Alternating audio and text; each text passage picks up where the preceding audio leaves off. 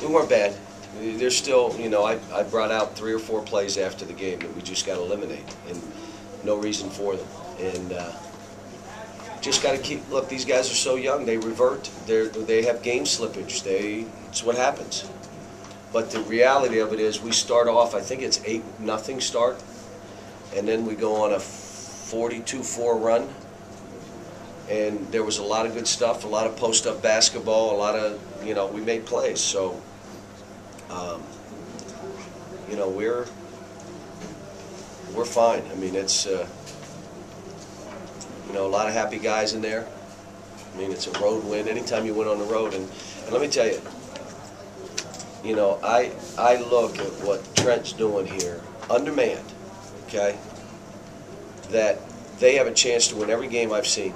I mean, I was sick when I watched Auburn. I don't know how they lost. Taz Mitchell went for 41. I watched the Tennessee game. They had Tennessee beat. And then you watch them against Ole Miss. It's a tie ball game with 6 minutes to go. He's giving these kids a chance to win almost every game. Now, he hit a little bit of a buzzsaw today in our team. We're pretty big, and I think that bothered him, our size. But, you know, here's what kills me about you guys. This may be the best job he's ever done coaching, but you look at record and say, wow, you know, what's good. No, I'm just telling you, to do the things he's doing to keep in games. And they'll start winning. They're going to win. I don't know who they got next, but I wouldn't want to be the next game because they went and got physical against us and did the things they had to do. We're just a little too big for him. How confident of the way you guys guarded Tasman? Well, Patrick took on the challenge. I mean, Patrick was like, because I kind of said, well, you know, if he gets going, well, Eric will probably guard him because he'll want to guard him. And Patrick's like, he ain't guarding him today. And so it was, you know, it's a good thing. Patrick is still, now he's about 20% more to go. It was 30%, but you saw signs of him being that beast we need him to be. And then DeMarcus was DeMarcus. I mean, you know, my issue is they keep going to the monitors as he gets absolutely whacked, grabbed, pushed, shoved. And then what he does, they go to look at the monitor. And that's my thing. I mean, if you want to go look at the monitor, you got to protect them. Then just call every foul. But you can't let him get grabbed, pushed, shoved, 2 hands. This is automatic a foul. You can't let him do that and then expect no kind of response. I mean, you can't then go to the monitor. And no disrespect for the officials. I'm just saying, it's not just this game. Now, how many games have you guys that are following us see it? 10? Okay. I mean, it's every game. And it's not his fault he's that big. Do you think they went to the monitor, or you think they're going on reputation at this point? I don't know. I mean, I don't know. I mean, maybe there was something they saw, we better take a look. But all I'm saying is, he gets manhandled, and he's, you know, if any of us got beat, punched, kicked, pushed, you know, you end up doing something to get somebody away from you. And, you know, you know, he's so big, you almost have to do that to guard him. I'm going to be honest. You got to push him, shove him, foul him, grab him, try to get his goat. The issue becomes if you play that way, then you're counting on those being called. Just call them all. Call 50. Doc, how confident were you that your young team would look past 0-8 and just go take care of it? Not real. And especially the last tape I saw Tasman get 41. I saw that 41 game and I'm thinking, oh my gosh, this kid could go for 41. And it's what happened to us at South Carolina. Then we get an 8-0 start, and I got to start subbing guys because I didn't like the energy level. And how about Ramon Harris today? I thought he was terrific. In the first half, he's the one who helped us get that thing going, like to break the thing wide open. But was rebounding a big key, do you think, in getting it going? Yeah, and widening that? Yeah, and we out-rebounded pretty good. But you got to understand, we're like the #1 rebounding team in the country right now. I mean, we start to not look at that, but that's what we are. And so we should do that. We've had one game we didn't, and that was South Carolina. They got 20 offensive rebounds and beat us to every ball. Again, you see Darnell Dotson, now he gets open, no points. You know, if he defended and rebounded a little bit better, I'm fine with that. But you can't count on just making shots, because what happens is you're not going to do it every game. It just doesn't happen. Sometimes they're in and out. And John, Like you said yesterday that with Tasman, he's a tough matchup because he uses a skill against a bigger guy or a size against a smaller guy. You went with the big on him. What was But your Patrick, what everybody is loving about Patrick right now is he's doing things they did not know he could do. Now all of a sudden he can guard a 2, a 3, a 4, or a 5. Do you know what the value is of a player like that? It's just, and now he's making threes, he's making his free throws, we can throw it to him in the post, he's rebounding again with 2 hands, and I'm saying this to you, he's got about 20% more to go to be where I think he should be or is capable of being.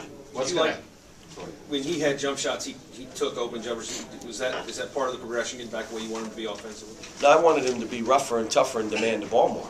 I wanted him to come up with 2-handed rebounds and be more aggressive around the goal. I knew, open shots, shoot them. But when you're tipping balls and you're not being tough, you don't want to shoot it. Your mentality is more of a passive mentality.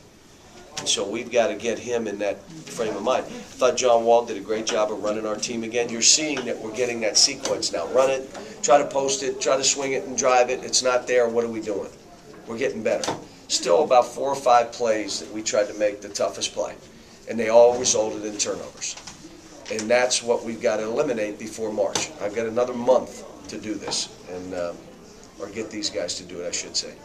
Coach, you talked about the post play. It seemed it was a pretty concerted effort to get the ball off the court, even on made baskets from LSU. Can you talk about how your team did there and didn't have the intended effect you wanted? Well, they did a pretty good job of being physical, and they met our big men at the foul line. And they tried to make it right there. We got to make a stand, because if they get us under the goal, they're too big. So Trent, they had a good game plan of what they were doing. But our thing is to continue to run it, try to post it, swing it, try to post it, drive it. It's not there, and then we'll play some sort of offense. What we're doing. They went zone. They tried to trap the post. We get a basket out of it. I mean, we kind of we did all right. I mean,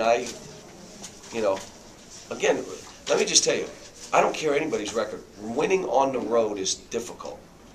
It's difficult. It's hard. I mean, we played well enough, and John, is that the best thing you took out of this, that you took care of business, especially in the first half? yeah, and the way we started, though, I told them at halftime, I said, you can't start games like that. You think you're just going to walk through the other teams, you're their Super Bowl. They're going to be playing. They're going to be excited. The fans are going to be here. Was this their biggest crowd this year? I mean, and they started out of the gate. They were like, I'm saying, if they can play 40 minutes like this, we're going to get beat.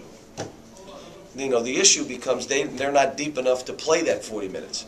They don't have enough, their starters are fine and the next guy's fine, and as they get deeper, they're not as talented as our bench.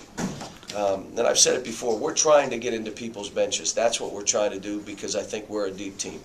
How much would you have won by if you'd had Antigua with you?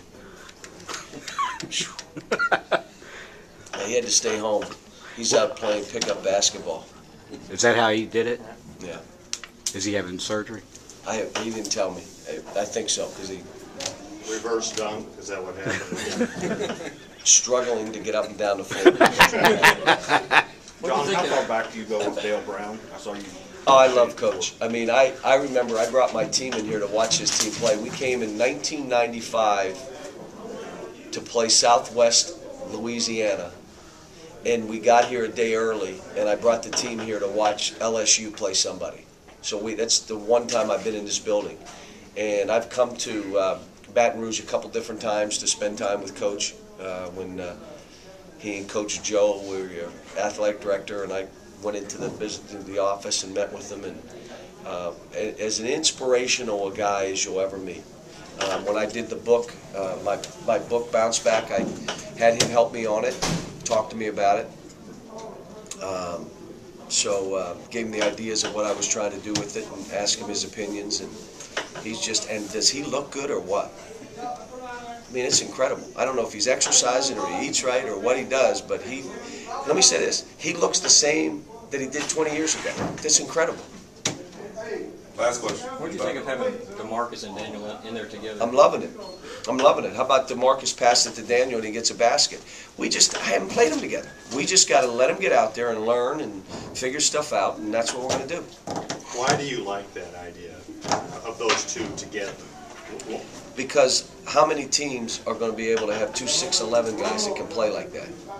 And now all of a sudden, they can guard well enough that it becomes another thing the other team's got to deal with. I mean, could I play Patrick out there with those two? I don't know if we have enough time to really go that deep, you know, to try to say, let's put them all out there. But the way Patrick's shooting right now, probably could. Thank you.